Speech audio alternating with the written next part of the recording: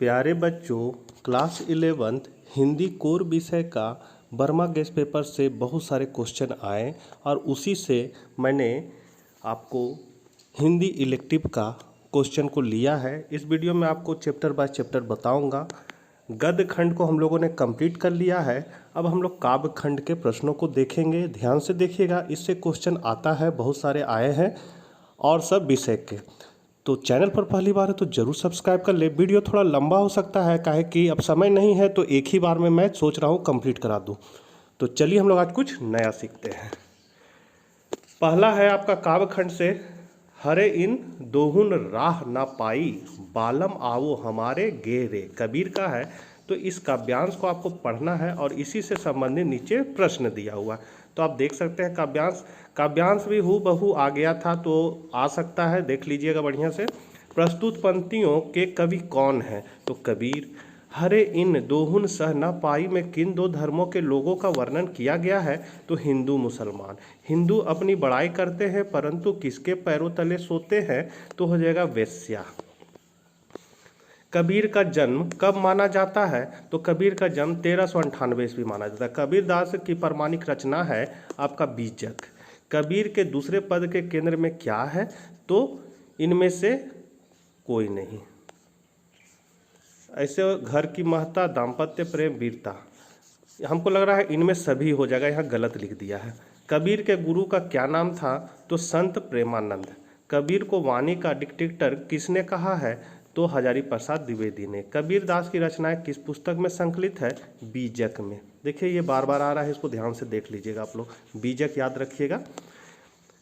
कामिन को बालम प्यारा, ज्यों प्यासे को नीर से, पंक्ति में कौन सा अलंकार है? तो दृष्टांत। हरे इन दोहुन राह ना पाई से दोहुन से कबीर का क्या आशय है? तो हिंदू और मुसलमान। रामायणी किसकी रचना है? तो यहाँ पर हो जाएगा कबीर। कबीर के पहले पद में किसके धर्माचरण पर प्रहार किया गया है? तो हिंदू और मुसलमान। पाठ्य पुस्तक में संकलित कबीर के पद पारसनाथ तिवारी द्वारा संपादित किस कृति से लिया गया है? तो आपका कबीर वाणी से। बालम आओ हमारे गेहरे, यह पंक्ति किस कवि की है? तो कबीर। बालम आओ हमारे गेहरे में कवि के अनुसार बालम का क्या तात्पर्य है? तो यहाँ हो जाएगा ईश्वर। दूसरे पद में कबीर ने स्वयं को किस रूप में प्रस्तुत किया है? तो विरहिणी स्त्री के रूप में। कबीर ग्रंथा वाली पुस्तक की रचना किसने की है? तो श्याम सुंदर दास ने। कबीर के पदों में किस पर व्यंग किया गया है? तो बायडंबर और धार्मिक कुरीतियों पर। दोनों पर तीसरा ऑप्शन हो गया। अब दूसरा चैप्टर है, खेलन में को काको गुसैया, मुरली तऊ गोपालहिं भवती, सूरदास का है। इस काव्यांश को पढ़िए। क्वेश्चन है आपका, प्रस्तुत पंक्तियों के कवि कौन है? तो आपका है सूरदास। कौन खेल में हारने पर भी अपनी हार नहीं मानता है? तो हो जाएगा श्री कृष्ण। प्रस्तुत का पंक्तियों की भाषा क्या है? तो ब्रज। फिर है यहाँ पर, इसको पढ़ना है और इससे क्वेश्चन है आपका, प्रस्तुत पंक्तियों के कवि कौन है? तो सूरदास। गोपियों के अनुसार कृष्ण को कौन प्रिय है? मुरली। प्रस्तुत पद्यांश किस भाषा में है? ब्रज भाषा। यहाँ वक्ता कौन है? गोपी। उपयुक्त पद्यांश में कौन सा भाव प्रकट हुआ है? ईर्ष्या। फिर है, सूरदास का जन्म कब हुआ था? तो 1478 ईस्वी। खेल में श्री कृष्ण हार जाते हैं पर जीतता कौन है? तो सुदामा। सूरदास किस शाखा के प्रमुख कवि हैं? तो भक्ति शाखा। सूरदास के दूसरे पद में गोपियां किसके प्रति अपना रोष व्यक्त करती है? तो कृष्ण के प्रति। सूरदास की रचनाओं में किस भाषा का प्रयोग हुआ है? ब्रज भाषा। अष्टछाप के कवियों में निम्न में कौन सा नहीं है? हरिदास। सूरदास के दूसरे पद में अधर सज्जा और कर पल्लव में कौन सा अलंकार है? अनुप्रास। गिरिधर नार नामावती में नार शब्द का अर्थ है तो नारी और गर्दन दोनों। तो यहाँ तीसरा हो गया। सूरदास के पहले पद में कृष्ण की किस लीला का वर्णन है? तो बाल लीला। कृष्ण वृंदावन में मुरली बजाने के साथ रास किसके साथ रचाते थे? तो यहाँ जाएगा गोपियों। निम्न में कौन सी सूरदास की रचना है? तो इनमें से सभी। ठाठो कनौड़े पौड़ी किस भाषा के शब्द हैं? तो देशज। कृष्ण की मुरली उनसे क्या कार्य कराती है? तो इनमें से सभी कार्य कराती है। सूरदास किस काल के कवि हैं? भक्ति काल। कौन खेल में हारने पर भी अपनी हार नहीं मानता है? श्री कृष्ण। नंदलाल लही नाना भांति, नचावंती में कौन सा अलंकार है? तो अनुप्रास अलंकार। सूरदास किसके उपासक थे? श्री कृष्ण के। कटी टेढ़ो हवै आवती में कटी से क्या तात्पर्य है? तो कमर। हंसी की चोट सपना दरबार देव का है, तीसरा चैप्टर। काव्यांश आप देख लीजिए, क्वेश्चन है प्रस्तुत पंक्तियों के कवि कौन है? तो देव। कविता में किसे गूंगा, बहरा और अंधा कहा गया है? तो समस्त सभा। सगरी निधि नाचो का सही अर्थ क्या है? तो सारी रात नाचना। महाकवि देव का जन्म कहाँ हुआ था? तो इटवा, उत्तर प्रदेश में। महाकवि देव हिंदी साहित्य के किस काल के कवि हैं? रीति काल। झहरी झहरी झिनी बूंद है, प्रतिमानों में झहरी झहरी कौन सा अलंकार है? तो यहाँ होगा पुनरुक्ति प्रकाश। कवि देव की कविता हंसी की खोज किस रस का अच्छा उदाहरण है? तो हो जाएगा वियोग श्रृंगार। कलाकार अपनी कला का प्रदर्शन किस प्रकार से करते हैं? तो सारी रात जागकर। हंसी की चोट कविता में हरि जू हरि में कौन सा अलंकार है? यमक। कवि देव के अनुसार 5 तत्वों में से 4 के चले जाने पर खाली स्थान तत्व शेष रह जाता है, तो आकाश। दरबार कविता के माध्यम से किस पर अपनी तीखी प्रतिक्रिया व्यक्त की है? तो दरबारी व्यवस्था। देव के सपना कविता में किस प्रसंग का वर्णन हुआ है? तो गोपी के स्वप्न में झूला झूलने का। कवि देव ने अपनी किस कविता में श्रृंगार के संयोग और वियोग दोनों पक्षों का वर्णन किया है? तो सपना। सोती हुई गोपी स्वप्न में खाली स्थान को देखती है, तो श्री कृष्ण। देव कवि को सर्वाधिक संतुष्ट किस आश्रयदाता के यहाँ प्राप्त हुई है? तो यहाँ हो जाएगा भोगीलाल। सखी की आंखों से आंसू क्यों बह निकले? तो श्री कृष्ण के वियोग में। चौथा चैप्टर है आपका, तो इस काव्यांश को पढ़िए और क्वेश्चन है आपका प्रस्तुत काव्यांश का रचयिता कौन है? तो पद्माकर। प्रस्तुत काव्यांश में किस अलंकार की अनूप छटा विद्यमान है? अनुप्रास। हर पद्यांश में किस त्यौहार का चित्रण किया गया है? होली। फिर है, इसको पढ़िएगा, इससे क्वेश्चन है आपका प्रस्तुत पंक्तियों के कवि कौन है? तो पद्माकर। कविता में कवि को क्या सुहाना लगता है? तो सावन मास में झूलना। हिंडोरन शब्द का अर्थ क्या है? तो झूला। रीतिकालीन कवि पद्माकर का जन्म कब हुआ था? तो 1753 ईस्वी। पद्माकर के तीसरे कवित्व में किस ऋतु का वर्णन है? तो वर्षा ऋतु। पाठ्य पुस्तक में पद्माकर ने अपनी कविता में किसका वर्णन किया है? तो ऋतुओं का। कवि पद्माकर को भौरों की गुंजार किसके समान प्रतीत होती है? तो राग मल्हार। पद्माकर के पहले कविता में किस शब्द की अधिकाधिक आवृत्ति से चमत्कार उत्पन्न किया गया है? तो हो जाएगा औरो, औरे। बसंत ऋतु में आम की डाली पर खाली स्थान आ जाते हैं, क्या? भौरे। भौर मतलब भौर। श्याम रंग में कौन सा अलंकार है? तो श्लेष। बसंत ऋतु में पंछी क्या करते हैं? तो अलग आवाज़ पैदा करते हैं। ऋतुराज किस ऋतु को कहा जाता है? वसंत ऋतु। निम्न में कौन सा जोड़ा विमेल है?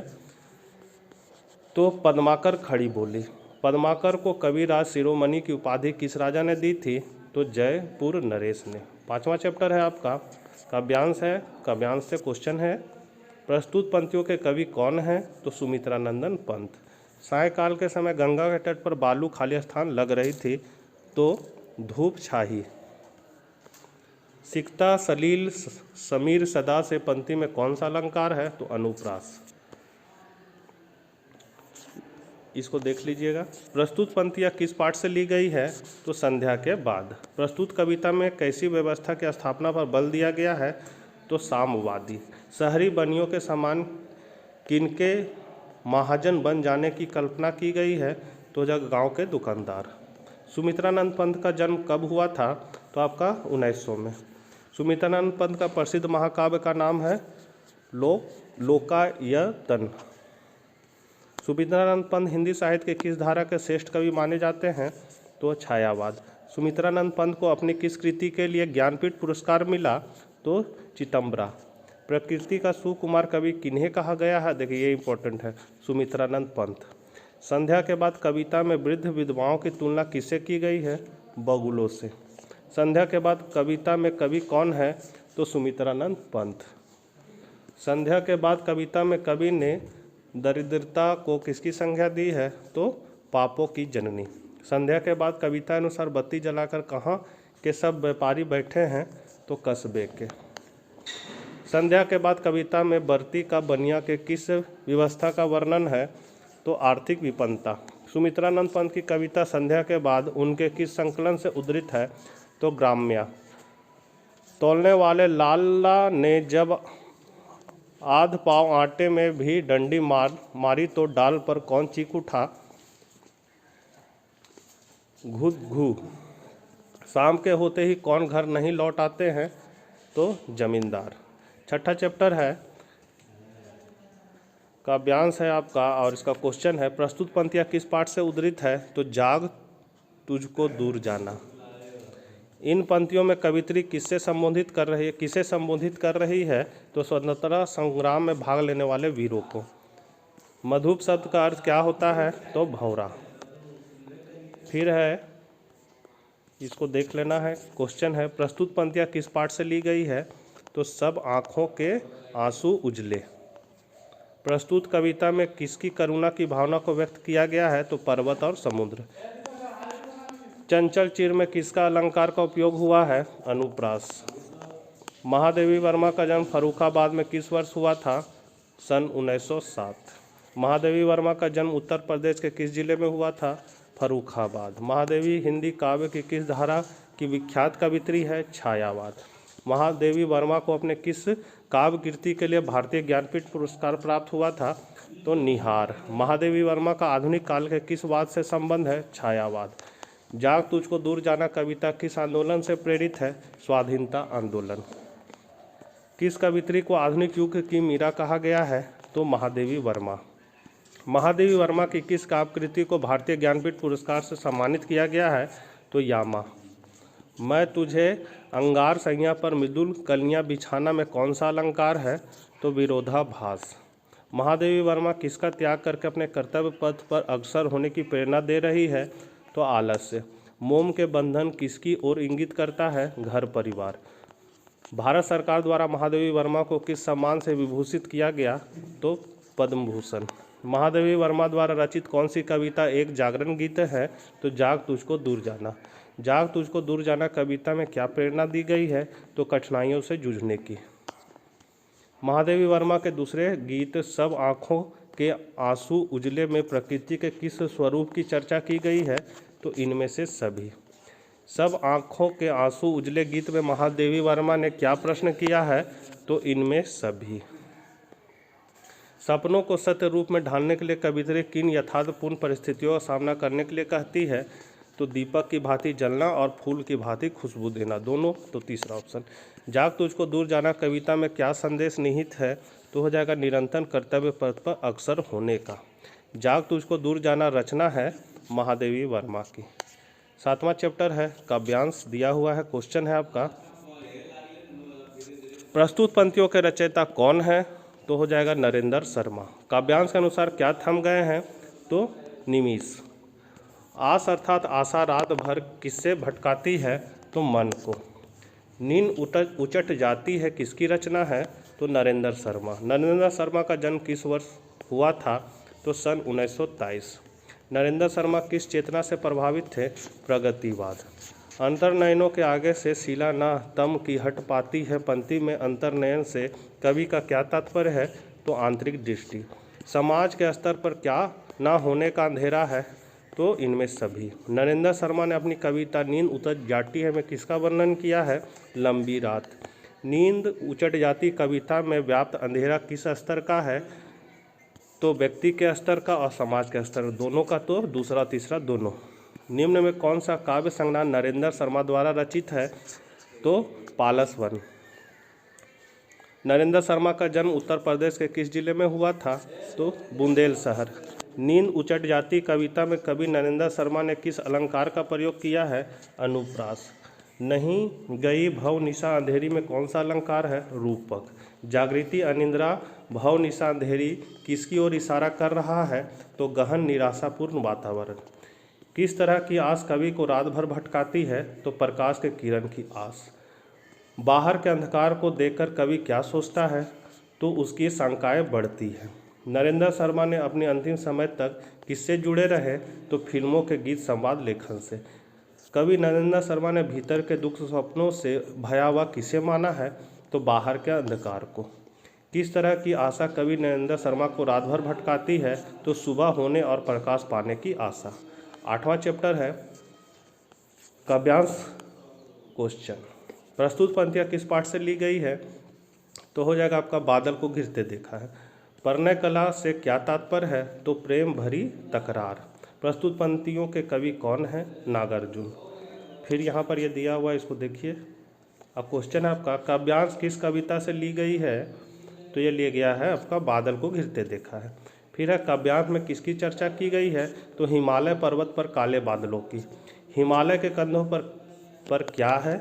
तो छोटी बड़ी कई झीलें। नागार्जुन का जन्म कब हुआ था? सन 1911।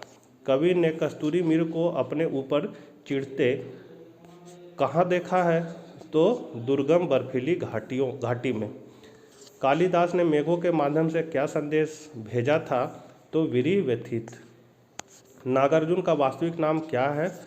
तो हो जाएगा वैद्यनाथ मिश्र। बादलों का वर्णन करते हुए कवि नागार्जुन को किस कवि की याद आती है? कालिदास। साहित्यिक क्षेत्र में किस कवि को बाबा की संज्ञा दी गई है? नागार्जुन। नागार्जुन ने अपनी कविता बादल को घिरते देखा में किस महान कवि का नाम लिया गया है? कालिदास। नागार्जुन अपनी मातृभूमि मैथिली में किस उपनाम से रचना करते थे? यात्री। कवि ने किन्नर किन्नरियों की मृदुल मनोरम अंगुलियों को किस पर फिरते देखा है? तो वंशी पर। मानसरोवर के सुंदर कमल पुष्पों पर मोती के समान क्या गिर रहा था? तो ओस की छोटी छोटी बूंदें। बादल को घिरते देखा है कविता में कवि ने बादल के किस रूप का चित्रण किया है? तो कोमल रूप का और कठोर रूप का। चौथा हो गया कविता की पंक्ति छोटे छोटे मोती जैसे में कौन सा अलंकार है? तो पुनरुक्ति, प्रकाश और उपमा। बादल को घिरते देखा कविता में बादल के साथ साथ किसका यथार्थ चित्रण किया गया है? तो इनमें से सभी का। नागार्जुन के मैथिली कविता संग्रह पत्रहीन नग्न गाछ पर उन्हें कौन सा पुरस्कार प्रदान किया गया? तो हो जाएगा साहित्य अकादमी पुरस्कार। 9वां चैप्टर है आपका काव्यांश क्वेश्चन। प्रस्तुत पंक्तियाँ किस पाठ से लिया गया है? हस्तक्षेप। मगध निवासी हस्तक्षेप से क्यों कतराते हैं? तो शासक वर्ग के कोपभाजन बनने से। कितना भी कतराओ में किस अलंकार का प्रयोग हुआ है? अनुप्रास। श्रीकांत वर्मा का जन्म किस वर्ष हुआ था? 1931। कवि श्रीकांत वर्मा का जन्म कहाँ हुआ? बिलासपुर मध्य प्रदेश। श्रीकांत वर्मा की कविता हस्तक्षेप में मगध शब्द किसका प्रतीक है? तो शासक वर्ग का। मनुष्य क्यों मरता है यह प्रश्न करते हुए कौन हस्तक्षेप करता है? तो मुर्दा। श्रीकांत वर्मा ने अपना साहित्यिक जीवन किस रूप में आरंभ किया? पत्रकार के रूप में। व्यवस्था को जनतांत्रिक बनाने के लिए समय समय पर उसमें किसकी ज़रूरत होती है? तो हस्तक्षेप की। हस्तक्षेप कविता में क्या दिखाया गया है? तो सत्ता की क्रूरता। निम्न में कौन सा श्रीकांत वर्मा का काव्य संग्रह है? तो दिनारंभ। हस्तक्षेप कविता के आधार पर मनुष्य क्यों मरता है? तो अन्याय अत्याचार को झेलने से। श्रीकांत वर्मा ने अपनी कविता हस्तक्षेप में किस शासक व्यवस्था पर चोट किया है? मगध की शासन व्यवस्था। मगध अब कहने को मगध है, रहने को नहीं से तात्पर्य है तो सत्ताधारी जनता को शोषण करते हैं। मुर्दा के हस्तक्षेप से तात्पर्य है अंतिम यात्रा का परिचायक है। मध्य प्रदेश सरकार ने श्रीकांत वर्मा को किस पुरस्कार से सम्मानित किया? तो हो जाएगा इनमें से सभी। कोई छींकता तक नहीं इस डर से कि डैश की शांति भंग ना हो जाए, तो यहाँ हो जाएगा मगध। और लास्ट चैप्टर है 10वां घर में वापसी, तो इसको देख लेना है। पहला क्वेश्चन है प्रस्तुत पंक्तियों के कवि कौन है? धूमिल। कविता के अनुसार मेरे घर में कितनी जोड़ी आँखें हैं? 5। कविता के अनुसार किसकी आँखें लोसाई की ठंडी सलाखें हैं? तो हो जाएगा पिता की। धूमिल का जन्म किस वर्ष हुआ था? 1936। धूमिल किस काव्य धारा के कवि हैं? नई कविता। धूमिल कवि का मूल नाम क्या था? तो सुदामा पांडे। रिश्ते हैं लेकिन खुलते नहीं, कवि के सामने ऐसी कौन सी व्यवस्था है जिससे आपसी रिश्ते भी नहीं खुलते हैं? गरीबी। घर में वापसी कविता में पत्नी की आंखें कवि के अनुसार क्या है? तो हाथ। घर में वापसी कविता में कवि ने किसकी आंखों को बस के 2 पंचर पहिए कहा है? माँ की। बेटी की आंखें मंदिर में दीवट पर जलते घी के 2 दिए हैं में कौन सा अलंकार है? उपमा। धूमिल को मरणोपरांत किस पुरस्कार से सम्मानित किया गया? तो साहित्य अकादमी पुरस्कार। निम्न में कौन सा काव्य संग्रह धूमिल द्वारा रचित है? तो इनमें सभी। पत्नी परिवार को एक सूत्र में बांधे हुए, इससे तात्पर्य है तो उसी के सहारे वह गिरने से बचा है, उसी बिना परिवार बिखर सकता है। तीसरा हो गया। अब आपका है पाठ पुस्तक अंतरा भाग 1 से अंडे के छिलके। एकांकी अंडे के छिलके किसके द्वारा लिखी गई है? तो मोहन राकेश। अंडे के छिलके पाठ में बिना अंडे का क्या बना रही है? तो हलवा। अंडे के छिलके किस प्रकार का एकांकी है? पारिवारिक। अंडे के छिलके पाठ के आरंभ में अम्मा की कैसी तस्वीर उभरती है? परंपरावादी स्त्री। अंडे के छिलके मोहन राकेश द्वारा रचित एक प्रसिद्ध खाली स्थान है, एकांकी। राधा कौन सी पुस्तक पढ़ती थी? चंद्रकांता। बीना और राधा की सास का क्या नाम था? जमुना। राधा ने छिपकर किसको सिगरेट पीते देखा था? गोपाल को। राधा के पति का क्या नाम था? माधव। निम्न में किस पत्रिका का संपादन मोहन राकेश ने किया? सारिका। पराया घर तो लगता ही है भाभी, यह किसने कहा? श्याम। भाभी ने गोपाल को चोरी छिपे सिगरेट पीते कहाँ देखा था? तो गैलरी में। किस नाटक के लिए मोहन राकेश को संगीत नाटक अकादमी द्वारा सम्मानित किया गया? तो आषाढ़ का एक दिन। अंडे के छिलके एकांकी में कितने पात्र हैं? 6। अंडे के छिलके एकांकी में नारी पात्रों की संख्या कितनी है? 3। बीना अपने देवर श्याम से कितने अंडे मांगती है? 6। बीना कहाँ तक पढ़ी है? तो BA तक। श्याम और राधा के मध्य क्या क्या संबंध था? तो देवर भाभी। बीना और गोपाल के मध्य क्या संबंध था? पुत्री पिता। श्याम अंडे किस में रख कर लाता है? तो हो जाएगा बरसाती की जेबों में। फर्श पर पानी कहाँ से बह रहा था? तो श्याम की भीगी बरसाती से। आधे अधूरे नाटक के नाटककार हैं मोहन राकेश। एकांकी अंडे के छिलके में श्याम को भाई भाभी के कमरे में क्या एहसास हुआ? तो परायेपन का। अंडे के छिलके की पात्र राधा के चरित्र को ऐसी कौन सी विशेषता है जो अपनाने योग्य है? तो अपनी जिम्मेदारियों से परिचित होना। धूम्रपान करना अनुचित है क्योंकि स्वास्थ्य के लिए हानिकारक है। गोपाल सबसे छिपा कर क्या पीता था? तो सिगरेट। बीना अपने देवर श्याम से कितने अंडे मांगती है? 6। राधा के पति का क्या नाम था? माधव। बीना और राधा के मध्य क्या संबंध था? देवर जेठानी का। अब हुसैन की कहानी अपनी जवानी दूसरा चैप्टर है। हुसैन की कहानी अपनी जवानी के लेखक कौन है? तो मकबूल फ़िदा हुसैन। हुसैन की कहानी अपनी जवानी आत्मकथा का पहला उपशीर्षक बड़ौदा का बोर्डिंग स्कूल है, तो दूसरा उपशीर्षक क्या है? तो रानीपुर बाजार। बड़ौदा का बोर्डिंग स्कूल में मकबूल की दोस्ती कितने लड़कों से होती है? 6। हुसैन की कहानी अपनी जवानी पाठ में लेखक ने अपने कितने मित्रों के शब्द चित्र प्रस्तुत किए हैं? 5। किसकी मृत्यु के बाद मकबूल घर में गुमसुम सा रहता था? तो दादा। मकबूल फ़िदा हुसैन को कला के किस क्षेत्र में प्रसिद्धि मिली अथवा हुसैन को कौन सी कलाकृति का शौक था? चित्रकारी। रानीपुर के जनरल स्टोर, कपड़े की दुकान आदि में मकबूल बैठे, लेकिन उनका सारा ध्यान किस पर रहा? तो ड्राइंग और पेंटिंग पर। प्रसिद्ध मकबूल फ़िदा हुसैन की पेंटिंग की शुरुआत किस शहर से हुई? इंदौर। मकबूल फ़िदा हुसैन एक प्रसिद्ध क्या थे? तो चित्रकार थे। हुसैन की कहानी अपनी जवानी किस विधा की रचना है? आत्मकथा। दादाजी के देहावसान के पश्चात मकबूल के अब्बा ने कहाँ के बोर्डिंग स्कूल में उसे दाखिला कराने का विचार किया अथवा हुसैन कौन से बोर्डिंग स्कूल में भेजे गए? तो बड़ौदा। मदरसे के जलसे पर किसने मकबूल को इल्म मतलब ज्ञान पर 10 मिनट का भाषण अभिनय के साथ याद कराया? तो मौलवी अकबर। मकबूल फ़िदा हुसैन को किस वर्ष पद्म भूषण से नवाजा गया? 1973। मकबूल किस खेल में अव्वल थे? हाई जंप में। मकबूल का पूरा नाम था मकबूल फ़िदा हुसैन। अंतरा भाग 1 में हुसैन की कहानी अपनी जवानी पाठ में हुसैन के जीवन की किस अवस्था की चर्चा की गई है? तो बचपन और युवा। आधुनिक भारतीय चित्रकला के प्रमुख स्थल मकबूल फ़िदा हुसैन को 1973 में किस सम्मान से अलंकृत किया गया? तो पद्म भूषण। मकबूल ने ऑयल कलर की ट्यूबें खरीदने के लिए अपनी कौन सी किताबें बेच दी? तो भूगोल और इतिहास। मकबूल को किस चीज़ का शौक़ था? तो ड्राइंग और पेंटिंग। मकबूल के ड्राइंग मास्टर का नाम क्या था? मोहम्मद अतहर।